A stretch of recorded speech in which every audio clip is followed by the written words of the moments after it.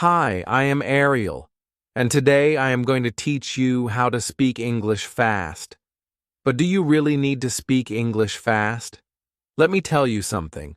Sometimes we think that native speakers speak fast, and this is why they sound so natural. In reality, they don't speak fast. They just connect all the words together. Instead of splitting them up, which sounds a little slower, they put them all together as if one sentence is one big word. They omit some syllables, add some new sounds, and this is why they sound the way they do. Sometimes it's hard for us to understand them simply because they don't split up words, and we think they are just speaking too fast. In reality, they're not. Today, I am going to teach you this technique. I am going to teach you how native speakers do it so you can do it too, to sound more native and to understand the mechanics behind faster speaking. This way, you can understand native speakers better. For example, you see the phrase, "What do you?" in a sentence like, "What do you do?" Americans would never say it like this. Instead, they'd say, "What do you do?" Or even faster, "What do you do?" The speed and pace are kind of the same. It's just that everything is connected. What do you do? If you don't know how they do it, you might think, "What was that?" Another phrase, "I am going to do some shopping." Americans would say, "I'm gonna do some shopping." Again, not "I am going to," but "I'm gonna." They've connected the words and paraphrased it a little. "I'm going to get some water. Do you want some?" Some Americans would even say, "I'ma do some shopping." This is the very contracted version of it. What Americans do is take those smaller words and pronounce them in a way that is easier for them in daily speech. For example, the article "the" is pronounced like "tho." "What's the weather today?" becomes "What's the weather today?" Similarly, "Do you want to go for a walk?" sounds like "Do you want to go for a walk?" Another thing you might notice, when we say "what do," we have a T at the end of what and a D at the beginning of do. We kind of invent a new sound here. Instead of saying, "What do you do?" we say, "What do you do?" There's a soft ch sound that appears in the middle. This is a way to make your speech smoother, and it's what native speakers do. For example, "What do you do for a living?" becomes "What do you do for a living?" To make this clearer, let me read a sentence out loud. The first time I'll read it as a student, and the second time I'll read it like a native speaker. Student, "I am going to go to Walmart. Do you need anything?" Native speaker, "I'm going to go to Walmart. Do you need anything?" Notice how "I am going to" becomes "I'm gonna," and how Walmart connects with do in do you. A chi sound appears in the middle. Walmart do you. Another example, the word something sometimes becomes something. Americans might say, "Let me give you something." They omit the G at the end. Similarly, "let me" becomes "lemme." Let me give you something. In American English, if there's a T in the middle of a word, it's often pronounced like a D. For example, letter, letter bottle, bottle, butter, butter, computer, computer, daughter, daughter, 30, 30. This change happens because it's faster and smoother. Saying little with a T might feel unnatural after some practice, as you'll be used to saying little. Over time, this will come automatically to you when you practice. This technique will help you speak faster, sound more natural, understand native speakers better because you'll know how the mechanics work. Hey guys, welcome to my channel. I just had an online meetup event with people from all over the world. We spoke English and discussed online business in 2020. What I noticed was that non-native English speakers were using textbook English, which sounded different from how Americans naturally speak. By observing these differences, I've gathered insights to help you speak English like a native speaker. Stay tuned. Wouldn't sound, I would say, a little old-fashioned. When you're using textbook English, you sound a little too academic or a little too old-fashioned. With these tips, by the end of this class, your English will be more native, more kind of American and modern. So, if you're interested, continue watching this video.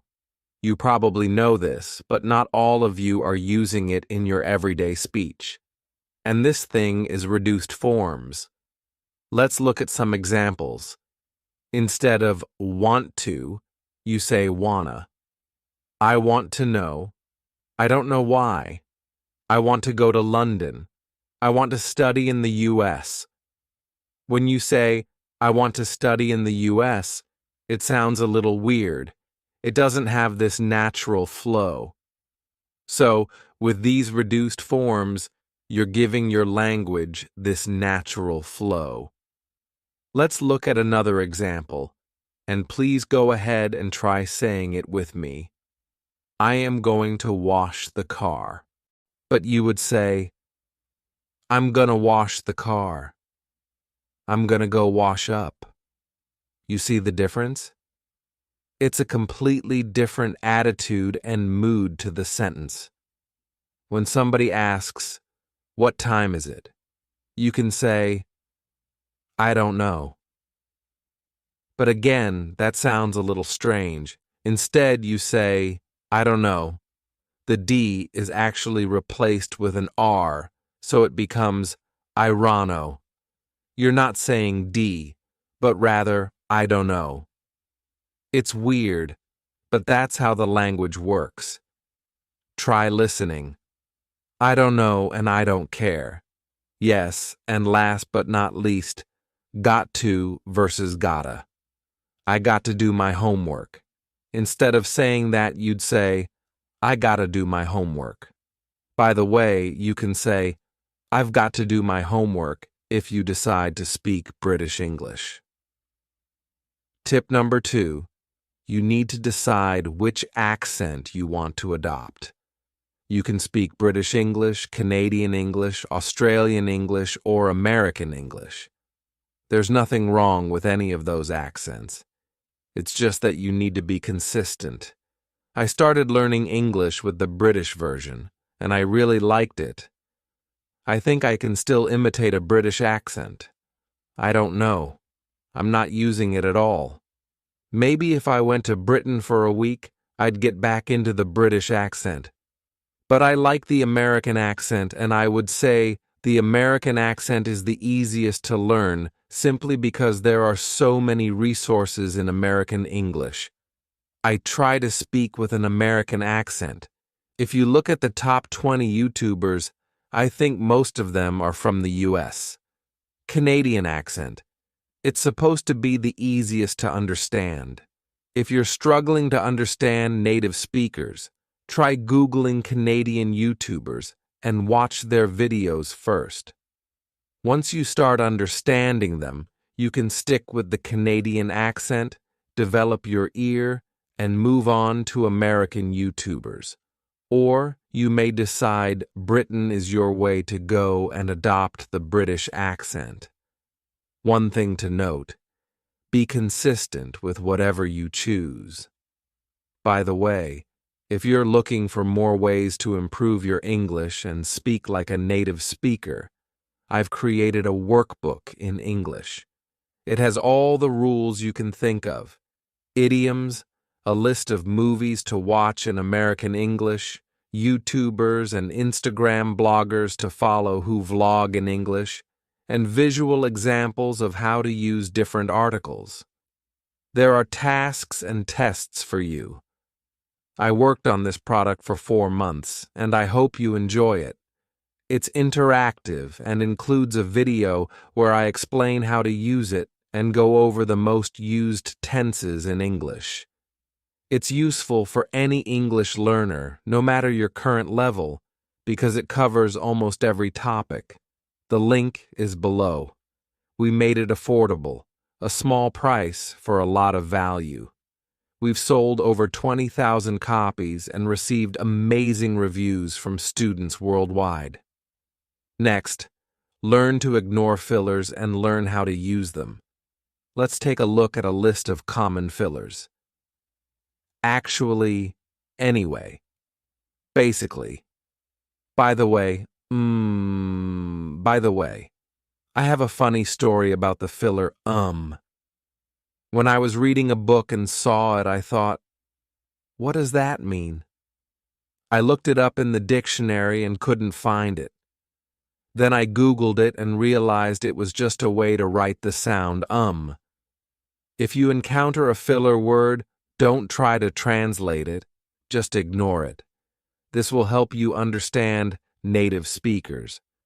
At the same time, if you need extra time to think during your speech, feel free to insert fillers.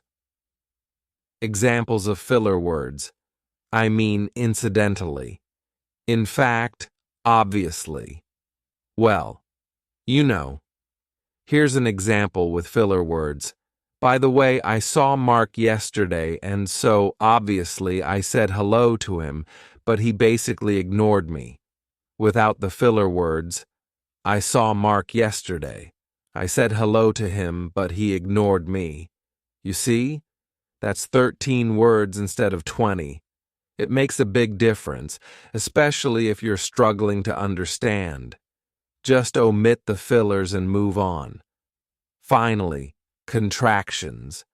Contractions are about delivery, and they make your speech faster and more natural. I am becomes I'm. Instead of I am hungry, you say I'm hungry. Instead of I will, you say I'll. But please note, don't use contractions with names. You can't say, Kate'll do that. You must say, Kate will do that. Instead of do not, you say don't. For example, I don't like it. Contractions speed up your speech and make it sound more natural. Speech, I don't like it. Try and say to yourself, I don't like it. I don't like it. I've instead of I have, I've got your back. I've done this before.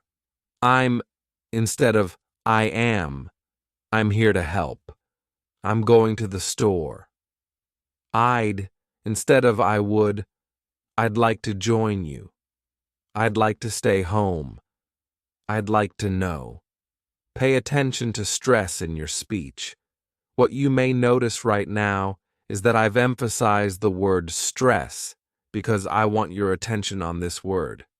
Pay attention to stress. This is what Americans do a lot. They either slow down when something important is going on, make their voice louder when they want to emphasize a word, raise their intonation when something is really important. You see how I highlight the word really with my speech? That's a hint for you to understand natives.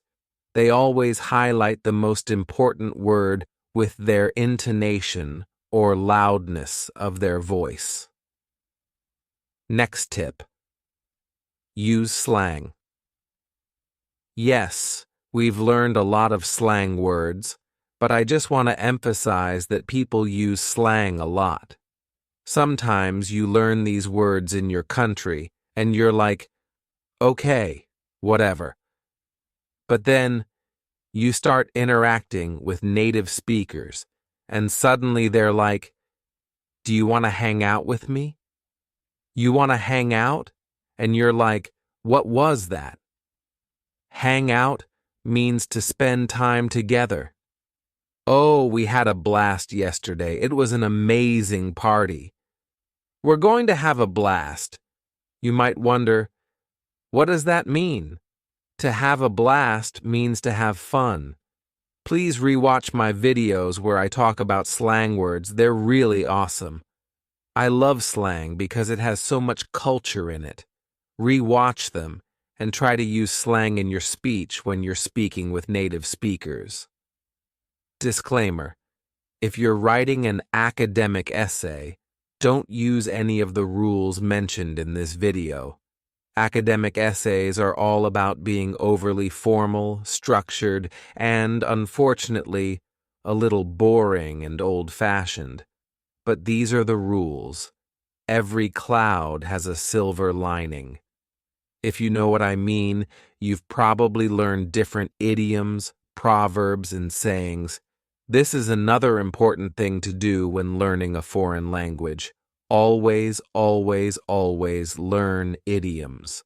For example, if someone says, "I'm feeling under the weather," you might think, what does that mean? The weather is sunny and amazing.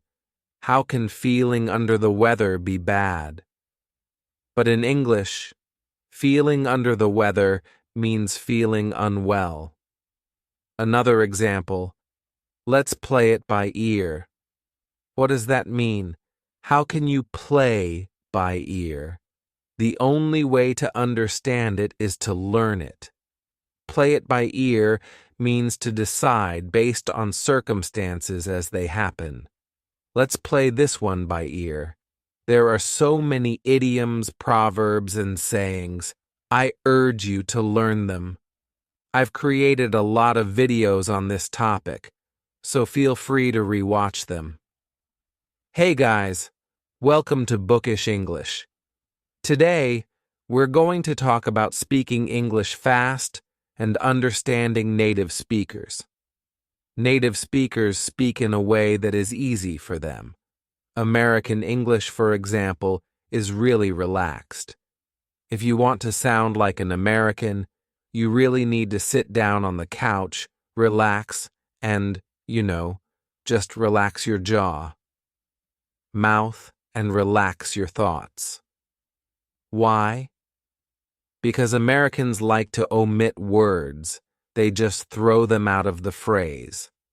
They also like to connect words together. If you learn the techniques that native speakers use, and they don't necessarily think of these as techniques, it's just their way of simplifying the language to speak faster, you'll gain two key advantages. You'll understand native speakers more easily. You'll use those techniques in your speech to sound more natural. Today, I'm going to talk about these techniques. If you want to sound more natural and like a native speaker, continue watching this video until the very end. I know many of you might say, "Ariel, why should I sound like a native speaker? People still understand me, and my accent is okay." Yes, it's absolutely okay to maintain your accent and the way you speak. However, to understand native speakers better and to build trust in professional settings, learning these techniques is crucial. For instance, if you're like me and want to raise money in Silicon Valley, speaking to investors can be challenging. There are already so many doubts. Is your product going to succeed? Is your company reliable? And then, your accent becomes another layer of doubt. Eliminating your accent and speaking more naturally in English can help eliminate these barriers and increase trust. Thing number 1, cutting off words. American people often cut off words in casual conversation. For example, Are you ready to go? Becomes you ready? Instead of are you coming? They say you coming? It was great talking to you. Becomes great talking to you. These shortened phrases are grammatically incorrect and should never be used in academic writing, personal statements, or tests. However, in casual conversations or when integrating into an English-speaking society, these are perfectly acceptable. Thing number 2, shortening words. Native speakers also shorten words. For example, I am a fan of baseball becomes I'm a fan of baseball. If you speak faster, it becomes I'm a fan of baseball. Here, two things happen. Words are contracted, e.g., I am becomes I'm. Words are connected, e.g., fan of becomes fan of. When spoken quickly, I'm a fan of baseball sounds like I'm a fan of baseball. This can be hard to understand unless you know the technique being used. Tip: watch the speaker's mouth. If you're struggling to understand spoken English, watch the speaker's mouth closely. When watching a movie, pay attention to the actor's lips. For songs, turn on the music video and hope the singer is lip-syncing so you can follow their mouth movements. This is why speaking on the phone can be harder. You don't have any visual hints. But don't worry. The more you practice and watch content, the easier it will get. Thing number 3, common contractions. Here are some examples of common contractions. Congrats instead of congratulations. Congrats on your birthday. Congrats on your new apartment. Totes instead of totally. That's totes amazing. Thanks instead of thank you.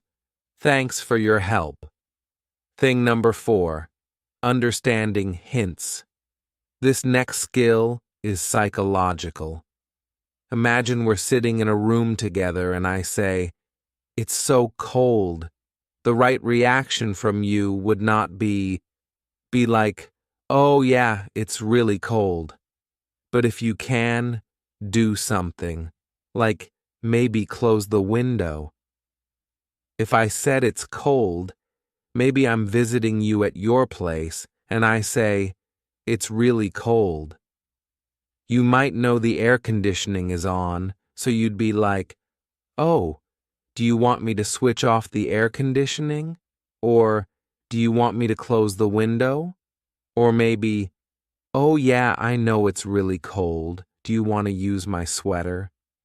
Americans don't usually tell you directly what they want.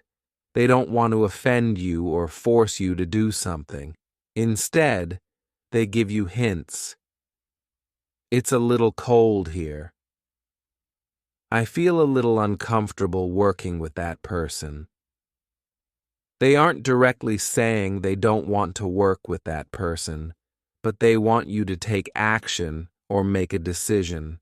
For example, I don't really have time tomorrow to come. Here, you should offer an alternative. Pay attention to these hints. Again, Americans often don't tell you directly, though some might, especially in formal situations. Instead, they'll navigate you toward what they want. Learn to detect sarcasm. For example, imagine we're sitting in the same room in Los Angeles and it's 100 degrees Fahrenheit outside, almost 37 degrees Celsius. I say, "Oh my God, it's so cold. It's so cold." In this situation, you need to understand that it's hot outside and that I'm being sarcastic. There's no need to switch off the air conditioning or offer me a sweater. You also need to learn what sarcasm sounds like. I know that in different countries, jokes can vary. The more movies you watch in English, the more bloggers you follow, and the more interaction you have with native speakers, the better you'll understand it. When I first came to an English-speaking country, I didn't understand sarcasm. For example, my host family's father once tried to joke. I would take everything seriously. One time, we were walking on Bond Street, one of the most expensive streets in London. They have all the Louis Vuitton, Chanel, and similar stores. He told me, "You need to sell a house to walk into these stores." I said, "Really? You need to sell a house?" And then he had to explain to me, "I'm joking. You don't actually need to sell a house, but you need a lot of money to shop here." Another example happened in America. Someone told me, "We call Whole Foods Whole Paycheck." Whole Foods is a grocery store, a high-end, expensive one. I asked, "Why do you call it Whole Paycheck?" The person explained, "You'd spend everything you earned this month to get groceries there." I thought, wow, if they're earning $10,000 a month, do they spend all of it? But of course, it was a joke. Yes, it's expensive, but you don't spend your whole paycheck. Learning to understand sarcasm takes time, especially if you're like me and take people seriously all the time. But you'll get there, I promise. Connecting words. We've already touched on this, but you need to learn how to connect words. Here are some examples. Instead of saying, "Could you join me?" say, "Could you join me?" There's an extra ja sound that connects the words. "Could you join me? I'm glad you could join us." "I saw Alice with an older man." Now it's your turn. Try to connect the words. Here's the phrase, "I saw Alice with an older man." When spoken with connected words, it sounds like, "I saw Alice with an older man." Saying yeah instead of yes, instead of saying yes all the time, say yeah. For example, "Can I park my car here?" You'd respond, "Yeah, of course." Yes, people still say yes, but yeah is more informal, casual, and widely used. Alternative phrases for no problem. Instead of saying no problem, you can say no problem, no worries. Americans use all the time really casual, really nice phrases. "Hey guys, welcome to Lingo Ariel. A lot of you DM me on Instagram, and if you don't follow me on Instagram, it's Bookish English." Or write comments here on YouTube saying, "Ariel, I've been learning English for several years. When I read things, I understand the text, I understand the meaning, but sometimes I listen to native speakers and I don't understand them at all. I try to speak like them, but I can't. If this is something you experience, this video is for you." Today we're going to talk about a thing called connected speech. This is what native speakers do all the time when they talk. Some words are pronounced one way when said separately, but in a context, when surrounded by other words, their pronunciation changes. Today, we're going to dig into those rules, explore the behind the scenes of the American accent, and uncover what native speakers do to sound the way they sound. We'll also discuss how you can do the same to sound more like an American, if that's your goal. If you're interested, smash the like button, and let's continue discussing this topic. Connected speech in American English. In American English, people tend to avoid emphasizing non-essential words by making them weak. This means there is no stress on those words during a conversation. Let me give you some examples. Fish and chips becomes fish and chips. 3 words are condensed into 2 sounds. In this way, the word and is in its weak form, and we basically only say N. Fish and chips, please. Maybe you know what fish and chips is, but when people say fish and chips, you might think, what was that? This happens because Americans, and native speakers in general, speak faster. They do things that are convenient for them, such as making prepositions, auxiliary verbs, and helping words weaker, so that they don't waste energy emphasizing them. These words still affect the meaning of the sentence, but their pronunciation is softer. Weak words in context. Let me give you another example. Have you finished work? In this sentence, the emphasis is on work, while have is weak. It sounds like, have you finished work? Now compare that to the answer, yes, I have. Here, have is strong and vivid. You stress the word, yes, I have. So, compare. Have ya finished work? Yes, I have. This is a clear example of a weak word versus a strong word.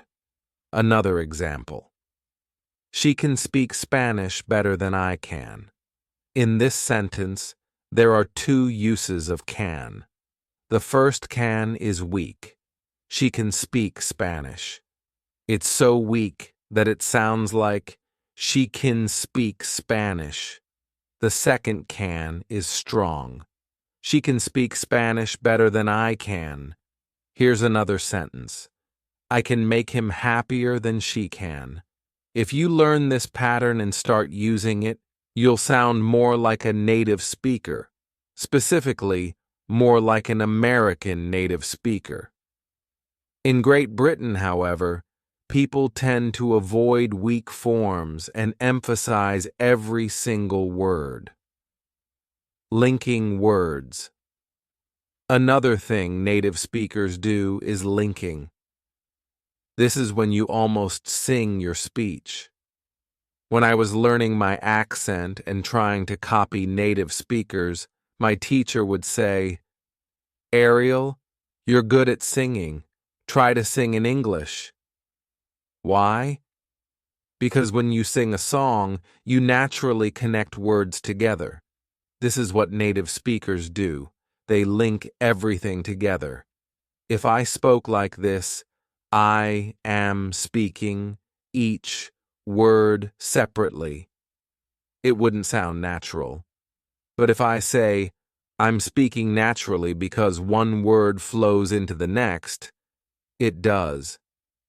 Here's a clear example. Cats or dogs? A native speaker would say, cats or dogs? A speaker would say, cats or dogs, like it sounds like one word, but it's actually 3 words. Oh, cats or dogs? Dogs. Another great example is he busy? Which means, is he busy? But we actually omit the H sound, and it becomes easy busy. You see what's going on? Is he busy? Elision. The next thing is called elision, and this is when one sound is substituted by another sound or completely disappears from a word. Again, this is widely used in America. In Great Britain, you would say interview. In America, it's interview. Here, the T completely disappears. Interview. I'd actually say it's substituted by another N, making the N sound a little longer. Interview. Great example. Great interview. Same with center. In America, it becomes center. So instead of center, you get center. The same happens with learning center. Wanted becomes wand. Butter becomes butter. This is another thing Americans do. When you have a double T, it is substituted by a D. Examples: butter, American, butter, wanted, American, wand. If you want to sound more British, you would pronounce the T clearly, butter. Linking and elision together. Take the phrase next door. If you were at school, your teacher might tell you to pronounce it as next door. But in casual American English, it becomes next door. Here, the T disappears, and the two words are linked together. Oh, next door. Another great example. Most common. Instead of pronouncing the T clearly, you'd hear mos common. The T disappears, and the words are linked. Mos common. How to practice. These changes, the way to practice is simple. Listen to native speakers and keep these changes in mind. When you start noticing them, it will become much easier for you to understand native speakers. Eventually, you'll start using these patterns yourself, and your speech will improve naturally. Assimilation. Assimilation is when two sounds combine to produce a new sound. For example, don't you becomes don'tcha. This is very common in casual American English. You'd hear it in pop culture or among teenagers, but a professor at Stanford might not use it, as it's less formal. Other examples: won't you becomes won'tcha. Me too becomes m2. Intrusion. This occurs when a new sound is added between words. For example, do it becomes do it. How did you do it? Sounds like, how'd you do it? Another example. He asked becomes he yasked. Instead of, he asked me to go out, you'd hear, he yasked me to go out. Connected phrases. There are also pairs of words commonly used together that are connected into one word when spoken. Social life becomes social life. Woke up becomes woke up. Pet turtle becomes pea-turtle. Practice makes perfect. If you want more tricks like these, I highly recommend a course taught by a teacher who's not a native speaker but sounds exactly like one. So much so that no one can tell he wasn't born in America. The course is available on LinguaTrip and is called How to Speak Like a Native Speaker. It's full of tricks like these, and you'll practice them with even more examples. Thank you so much for watching this video to the very end.